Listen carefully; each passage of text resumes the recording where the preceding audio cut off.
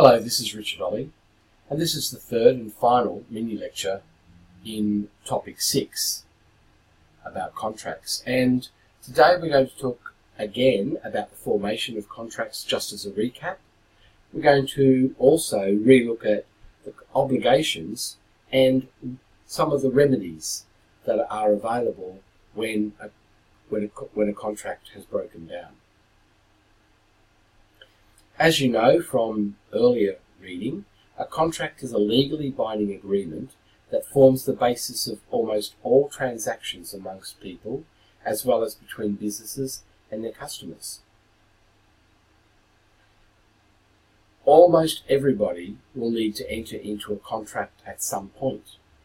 The contract might be to purchase goods or services, such as mobile phone services, or a contract to purchase real estate in terms of property contract. And commercial contracts are very common, particularly in the health services area. Unfortunately, no matter how clear a contract may seem, disputes will often occur about the meaning or the enforceability of a contract. So this mini lecture is really about the obligations that people have under a contract and what remedies aggrieved parties have when contract terms are not being performed. But let's recap on how a contract is formed. As you've already learned, in order for a contract to be valid and binding on each of the parties, certain requirements must be met.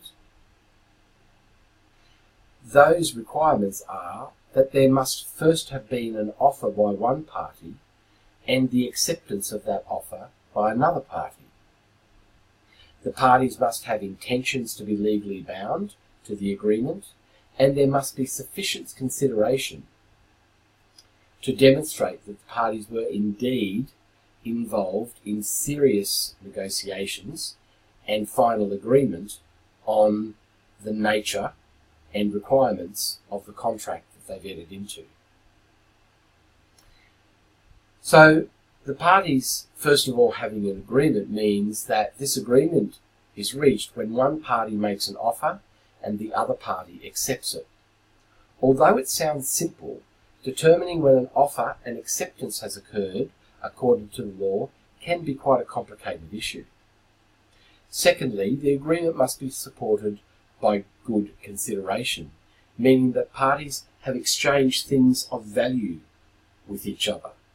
The consideration can be goods, services, cash, or even a promise to exchange these items.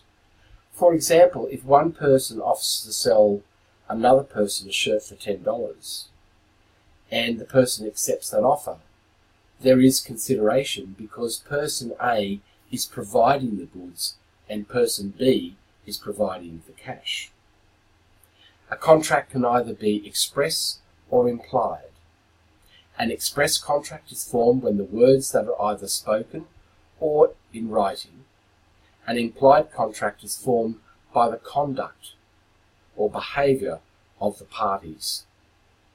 In addition, there are some laws which require particular types of contracts to be in writing, such as the contracts for sale of real estate, as one example. Breach of contract occurs when one party does not live up to the expectations and requirements of the agreement.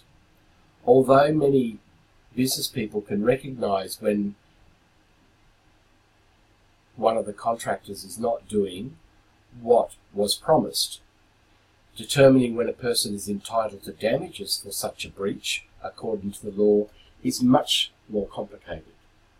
For example, according to the law, contracts regarding the sale of goods are breached if a party does not provide perfect tender or comply with the exact terms of the contract. In contrast, for other types of contracts, a party may be able to meet their obligations under the terms of the contract by providing substantial performance, meaning that that person doesn't have to comply perfectly with the terms of the contract if the basic purpose is fulfilled. The law also distinguishes between breaches that it calls material, in other words, very large breaches, and immaterial breaches, which are much more minor. If the breach is immaterial, the non-breaching party is not entitled to remedy, because to be entitled to remedy means you have to have suffered some damage. So this brings us to a point where we need to discuss void contracts and voidable contracts, and there's quite a difference. A contract will be considered void, for example, when it requires one party to perform an act that is either impossible or illegal. A voidable contract, on the other hand, is a valid contract that can be enforced. Usually only one party is bound to the contract terms in a voidable contract. When dealing with contracts, the term void and voidable are often confused, and it's confusing to read about this in the literature. Even though these two contract types seem similar, they're actually completely different. A contract that is void cannot be enforced by either party. The law treats a void contract as if it had never been formed. A contract will be considered void, for example, when it requires one party to perform an act that is either impossible or illegal. A voidable contract, on the other hand, is a valid contract and it can be enforced. Usually only one party is bound to the contract terms in a voidable contract. The unbound party is allowed to cancel the contract, which makes the contract then void.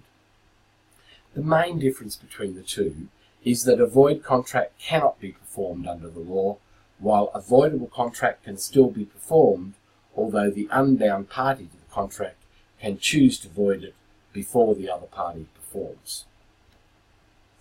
A contract has no legal effect and force when it is made, but is liable to be subsequently annulled or set aside by the courts through the process of rescission, or setting aside the contract.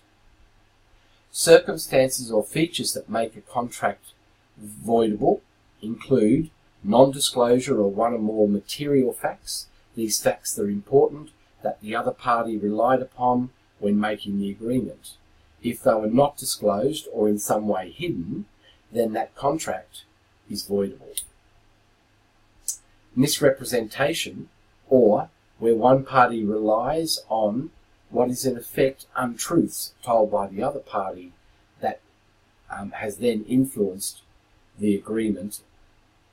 And if this misrepresentation can be proven, then the contract is considered voidable. Mutual mistake is another common reason why a contract might be voidable.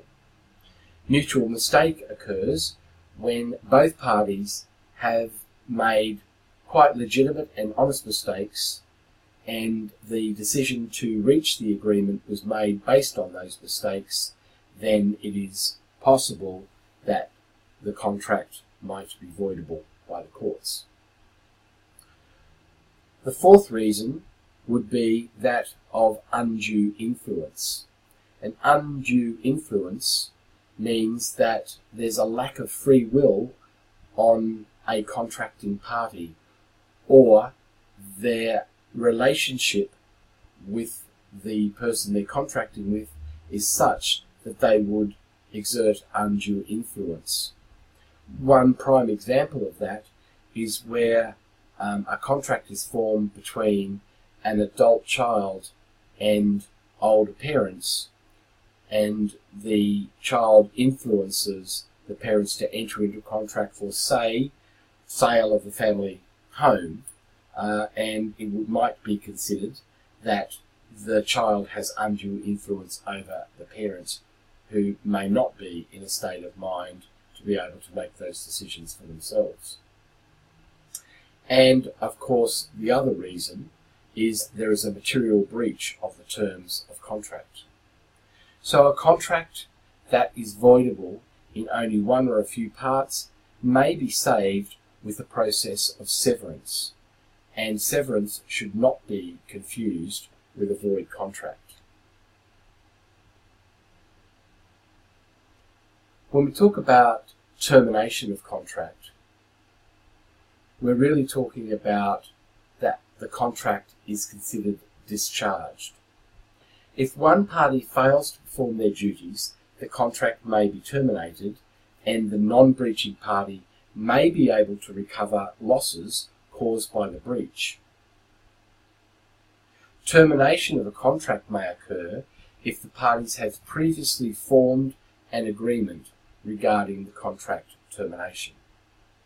Now, it's worth clarifying that some of the legal terminology used in this area can be quite confusing. So, rights to terminate at common law are confounded by definitional definitions and inconsistencies. Strictly speaking, termination means that a contract is discharged. That is, the future unaccrued obligations owed by the parties fall away. The contract does not actually cease to exist. Rather, upon the innocent parties electing to treat his liabilities to perform as at an end, the primary obligations of the party in breach to perform the contract are replaced by secondary obligations to pay damages for the loss arising from the breach. Often we'll hear the term rescission used in contract law. Rescission refers to the retrospective avoidance of a voidable contract. Here, the contractual rights and obligations remain in place until the innocent party opts to rescind the contract, at which point rescission operates to render the contract null. When dealing with termination for breach, we use the term repudiatory breach. In its broader sense, this encompasses all common law termination grounds, not just one ground of renunciation, and some authors confine the expression. Repudiatory breach of contract occurs following a breach of contract which would justify termination. This can occur through a breach of condition. Not every breach of contract, however, gives the innocent party the right to terminate. The innocent party will only be discharged from future performance of the contract if the term breach qualifies as a condition, that is, vital to the contract remaining on foot. Providing the term is a condition, the innocent party will be entitled to terminate the contract no matter how minor the consequence of the breach. A breach of warranty, on the other hand, does not absolve the affected party from future performance no matter how serious. The contract continues on foot and the parties remain obliged to perform their future obligations under the contract, and the only remedy for breach is damages.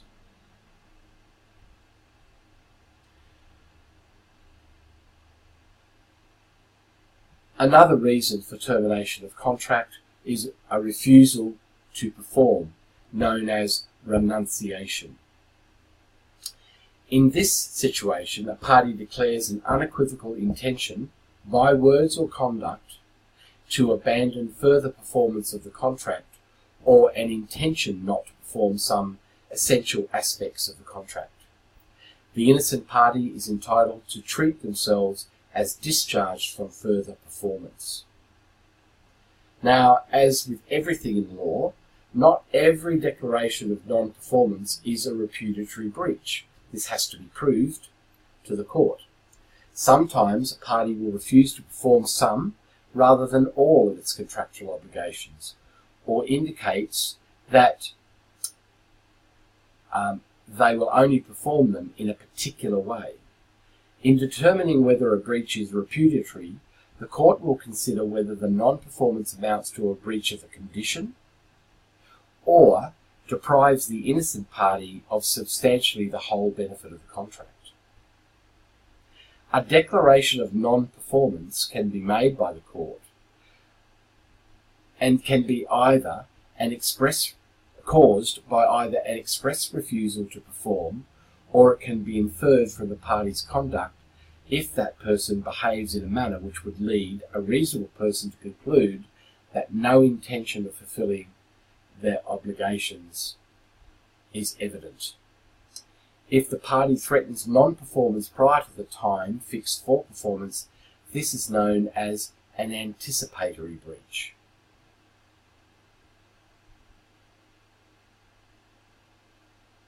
The fifth reason for termination of a contract is a sufficiently serious breach of an intermediate or innominate term. A breach of an intermediate or innominate term, that is, neither a condition nor warranty, only justifies termination if the breach is sufficiently serious. It must go to the root of the contract and frustrate the commercial purposes of the contract, or deprive the party not in default of a substantial or the whole of the benefit of the contract. In every case, the court will look at the nature and consequences of the breach to decide whether termination is justified. And let's clarify these terms. Innominate. An innominate term refers to a contractual term that lies in limbo. If the innominate term is an important one to the contract, that is, a breach of the term would be so serious as to deprive the innocent party of either the whole or a substantial part of the benefit obtained from the contract, the innocent party may terminate the contract and obtain other remedies. However, if it is read to be a minor term, that is, a breach of the term would not be so serious as to deprive the innocent party of the substantial or whole benefit that was to be obtained from the contract, the innocent party may not terminate it. It may only sue for damages and other remedies such as specific performance, which we'll discuss later. The general rule to differentiate between a condition and a warranty is to determine whether the term deals with the primary obligation of the contract. The intention of the parties towards a particular term is also an important consideration, and in the event of a breach, whether an innocent party can terminate the contract depends upon a number of factors. Now, importantly, Singapore statutes may expressly stipulate whether certain terms are conditions or warranties. For instance, in Singapore, the Sale of Goods Act provides that certain typical sale and purchase terms are implied conditions, whilst others are merely implied warranties. The intention of the party, that is, whether they are regarded as a term to be important enough as to be a condition of the contract,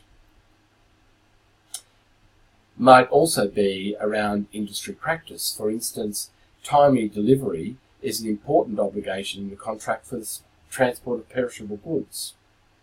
Other relevant factors, such as background circumstances, have to be taken into account by the court.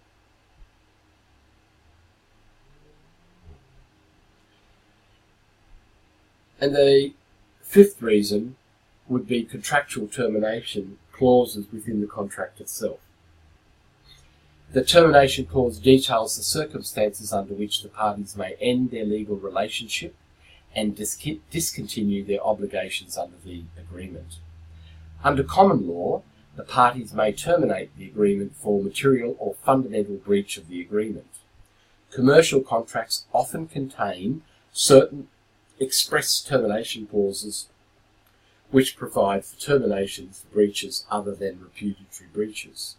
Some contractual termination clauses work by expressly classifying the terms as either conditions or warranties, so as to make it very clear those circumstances in which the contract can be brought to an end, and those which only give right to claim damages. Some contractual provisions attempt to give the rights to terminate for material or substantial breaches, or for any breaches, however minor, and for repeated breaches. contractual termination rights will operate in addition to common law rights to terminate unless the latter are expressly or impliedly excluded by providing that the contract may only be terminated by exercising the contractual rights. And one of the important clauses that you need to read in any contract are these termination clauses.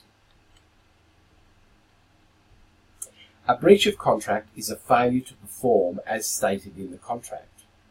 There are many ways to remedy a breach contract, assuming that it has not been waived. And typically, the remedy for breach of contract is an award of money damages. So when a contract is not performed, then damages may operate and may be awarded by the courts. And there are 6 primary remedies available which are applied by the courts. We'll talk about them individually, but the 6 start off with damages which are usually monetary in nature, specific performance, injunctions, an order for rectification, an order for rescission, and statutory remedies such as we see in consumer law. So let's look at these remedies in some detail. And the first of these is damages. The normal remedy for a breach of contract is damages. Monetary compensation to place the plaintiff in a position that if the contract had been performed. However, in exceptional circumstances, the court may, at its discretion, order the defendant to account for the profits made from the breach of contract. Generally, the plaintiff would succeed in a claim for restitution if, within the limits of precedent, it can be shown that the defendant had been enriched. In other words, the offending party had been enriched.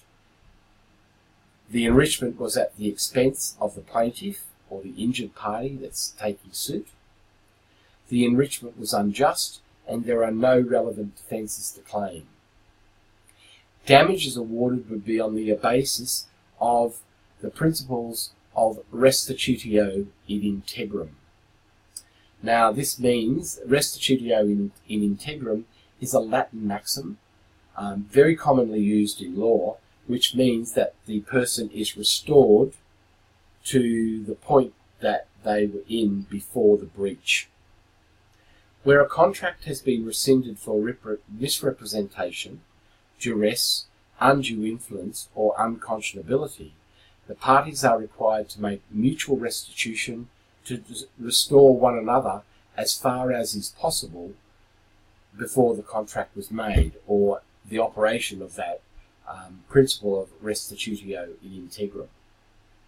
This can be seen in an aspect of law of restitution to prevent unjust enrichment, but can also be seen as the working out of consequences of rescission within the law of contract as well as the law of property, since rescission can also involve the reversing of property transferred under a contract. Specific performance is an order of the court which requires a party to perform a specific act, usually what is stated in the contract.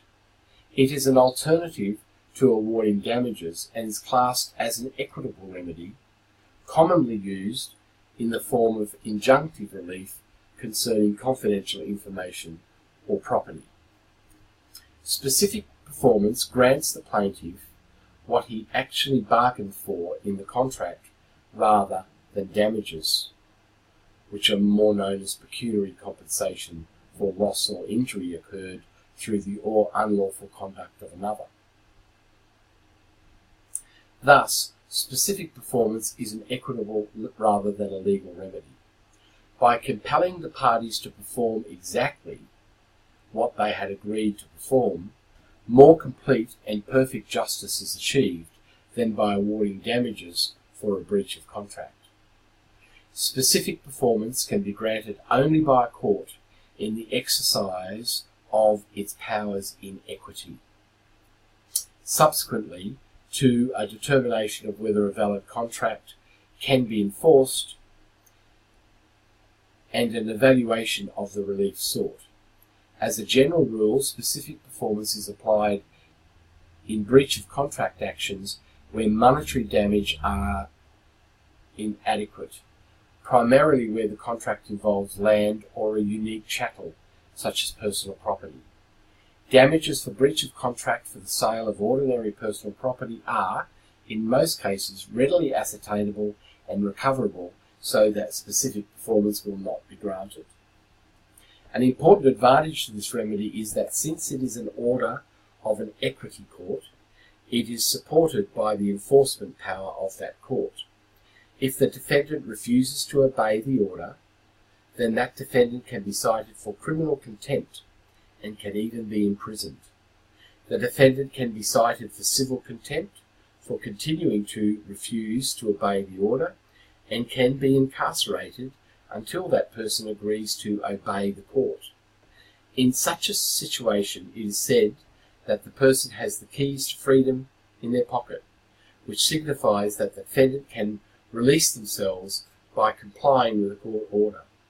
These enforcement powers are one of the principal reasons why plaintiffs seek specific performance of contracts from the court. Injunctive relief is an interesting topic. An injunction is an order issued by the court directing a party to take some action or prohibiting them from engaging in specific conduct. Injunctions may be issued through the judgment order in connection with a lawsuit. They can sometimes be filed as a separate request directly with the court. There are many types of injunctions which are categorized broadly according to how they are enforceable. For example, there are temporary injunctions, and these are enforceable immediately but typically only last for a short period of time, usually less than 10 days. A preliminary injunction. These are also enforceable immediately, but are usually enforceable during the duration of a trial until more permanent order can be secured. And the third type are permanent injunctions, which are issued at the end of a trial as part of a judgment order. A temporary injunction often gets converted to a permanent injunction after all the evidence is weighed during the trial. An order for rectification is another important remedy available to the courts. If, due to a mistake or oversight, a written document does not reflect the actual agreement the parties to a contract have reached, then the court may be willing to order rectification of the written instrument reflecting the proper agreement. Rectification involves the court modifying the document by substituting the whole or part of original text which corrected wording to give effect to the parties' true intentions. In rectifying the document, the court is aiming to put the parties in the position in which they would have been had the mistake or oversight not occurred. Again, this is the principle of restitutio in integrum. Rectification is an equitable and therefore discretionary remedy, so even where valid grounds for rectification exist, the court may refuse to grant it. The usual equitable defences apply, and so for example, the court may refuse the order on the basis that the claimant has not come to court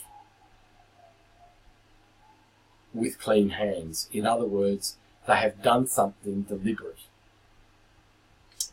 The coming to court with clean hands is an equitable rule of law that a person coming to court with a lawsuit or petition to the court must be free from unfair conduct or improper conduct.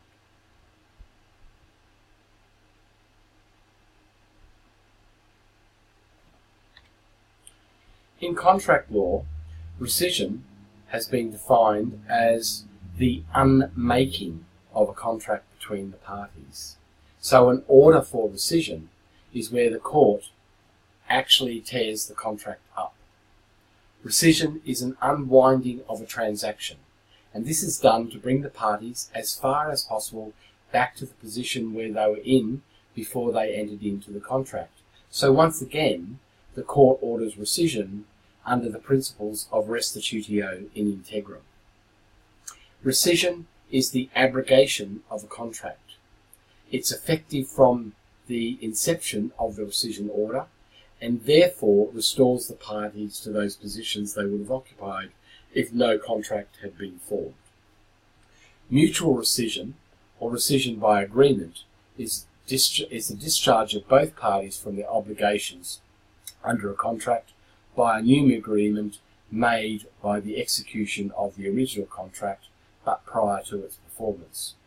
Rescission by mutual assent is separate from the right of one party to rescind or cancel the contract for cause or pursuant to provision of the contract.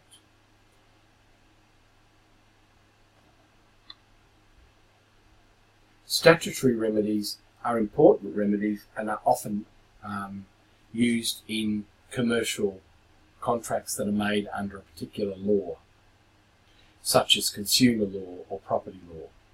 Statutory remedies are remedies specifically set forth in a statute. In contrast, many other types of remedies may be those that have derived from judicial decisions and therefore precedent, even if not specifically set forth in a contract. So some of the examples of statutory remedies might be in breaches of consumer protection, such as Fair Trading Act. And they may have different names in different jurisdictions, but it's about how commerce is to be transacted on a fair and equitable basis.